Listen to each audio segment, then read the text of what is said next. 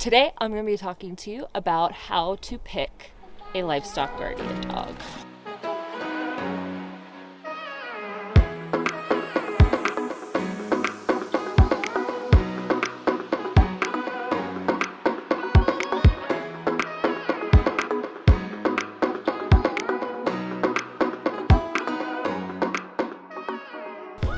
Welcome back to Penny for Your Crops Homestead. I'm Danielle, and today I'm going to tell you how I chose my livestock guardian dog. So maybe you've been Googling how to choose your livestock guardian dog and you feel very overwhelmed with all the choices and things to take into consideration on how you should choose your livestock guardian dog. I know when I first started looking for a livestock guardian dog, maybe in May, I was very overwhelmed and I wasn't sure how to choose one. I spent a lot of hours Googling and biting my fingernails off because I was stressed, right? So let me break it down for you. All of that stuff doesn't matter. What I personally found about getting an LGD is that it really boils down to three key things. The third most important thing is the coat type and the climate that you're in. So wherever you live, if it's Arizona, you're going to want a shorter coated dog probably. Look for people in the area that have livestock guardian dogs. See what kinds they have. Do not shave your livestock guardian dog ever. It will do the opposite of keeping them cool, okay? I'm a dog groomer by trade. I have groomed a lot of Great Pyrenees over the years, and I hate it. Their hair is too long, and I don't want to do it. So I knew I wanted something with a shorter coat, even though the shorter coated dogs still have undercoat that's gonna blow out and shed all over my house. But at least I won't have to brush the tangles out of it. The second one is personality. What kind of personality do you want? I used to have a standard poodle. I've had two standard poodles, and one of them was great. The first one I got was amazing, and so I said, I want another one. I went to a breeder who did check all of their health stats, but I didn't buy that dog based on personality. I bought that dog based on color. Oh my gosh, I know. I paid for that choice over the next year and a half. I really, really did. This dog barked constantly as a part of his personality. I trained out a lot of it, but it still was an innate part of his personality. And his prey drive was excessive. He would not lay down to take a nap for the first year of his life. He was going. So much energy and so much nervous energy. He was scared of everything. He was a big baby. He had a high prey drive. He was a really bad fit for our family, especially back when we lived in a suburban area with a small-ish backyard. We ended up rehoming him to 80 acres to a family with a lot of other dogs that had enough room for him, and they were able to take the time to train him. And I was not in that position at that time. So personality. What kind of personality do you want? Know that ahead of time. I decided that after that last dog I had, I wanted the calmest, most boring dog ever. That's what I wanted. I wanted one that didn't care if my kids screamed and ran all around the room. It didn't excite the dog, you know. That's what I wanted. That leads me to number one. Number one is get a reputable breeder to get a puppy from. If you rescue a dog that you think is full-blooded livestock guardian dog, you know, if it has 10% border collie, maybe it is fine for years and years and years. One morning you wake up and it has ripped the tendons out of all your sheep's legs.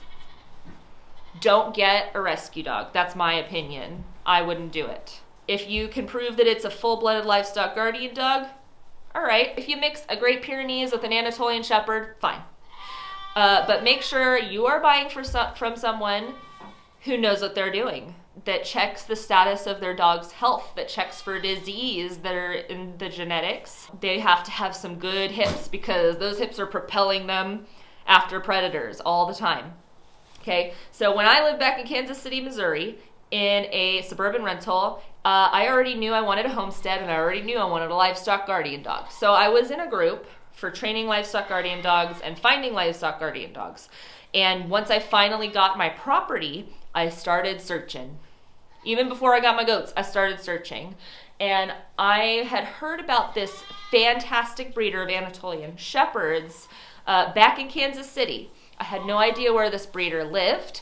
And once I had moved halfway across the country and started looking for breeders, I found out that that exact same breeder that I'd heard so many good things about was only 45 minutes away from me. It was a message from the gods. And that is how I got Romulus. So I got in contact with this breeder. I filled out her questionnaire, which was very intimidating. It asked if I had rehomed any dogs, which I was kind of, I didn't want to say that to anybody, but I did tell her. And breeders just want to know that you're going to do what's best for your dog. I did what was best for that dog that I had to rehome. I knew he wasn't a good fit. I found him the perfect fit to make sure he would have a happy life, live his best life, okay? She wanted to know how much acreage we're on, what kind of animals we had. It was very intimidating, but don't worry. Just fill it out, and, you know, the breeder will talk to you. You can discuss things. And I asked a lot of stupid questions in the beginning, and she kind of went, but she was very polite, and she made sure I knew what I was getting myself into. Hi, buddy. Once she was sure that we knew what we wanted, she also asked what kind of personality we wanted. And then she said, okay, I will pick out a dog for you. We didn't get to pick the dog. She got to pick the dog for us based on what we said in the questionnaire. And I said, please give me the calmest puppy in your litter. Now, these dogs that she breeds, most of them are very, very low key. Nothing bothers them. There's a few of them that are higher energy, more excitable temperament, but for the most part, she tries to breed her dogs to be really unbothered by everything. So when the time came, she messaged me one day and said, I know what puppy you're getting. And we got Romulus. He is the calmest dog, as he runs back and forth outside the door. He is the calmest dog I have ever had, and he's 6 months old. So I can't even imagine what he's going to be like when he's 2. He has it all. So size, livestock guardian dog size, I think the smallest ones are Kangals, which is a variation on an Anatolian Shepherd, kind of. I mean, I wanted something really big because we have really big predators out here, and I wanted something really calm and really healthy, and that's what I got. That is it, my friends. That's all. That's it. That's all she wrote. Don't worry about it. You get the dog. You make sure you're ready to take on a serious amount of hours in training that livestock guardian dog to be stock safe. And yeah, get on some training group pages and you're set to go. That is how I chose my livestock guardian dog. We're really lucky to have Romulus here and to have such an amazing breeder right nearby. And we are just incredibly grateful for him. He's not perfect. I'm not perfect, but he's the kind of dog where if you talk to him in full sentences, he'll look at you like he knows exactly what you're saying. While my other dogs prefer, shorter commands given. He's highly intelligent and not super needy, not super hyper. He's everything I ever wanted in an LGD. Trust your breeder. Trust me, everything is gonna be okay. Well, that is all I have to say about that. If you have any questions, just drop it down in the comments and I'll do my best to answer them. I'm not pretending to be a guru here. I am just telling you how I found and picked my livestock guardian dog, Romulus. Hey buddy. Come here. Come here. Oh, you stupid cat. Get. You love me? Do you hate me? You're a good boy. All right, Romulus, tell all the people bye-bye. Tell the people bye. All right, if you like this video, please consider subscribing. We will see you in the next vlog. Bye! And good luck.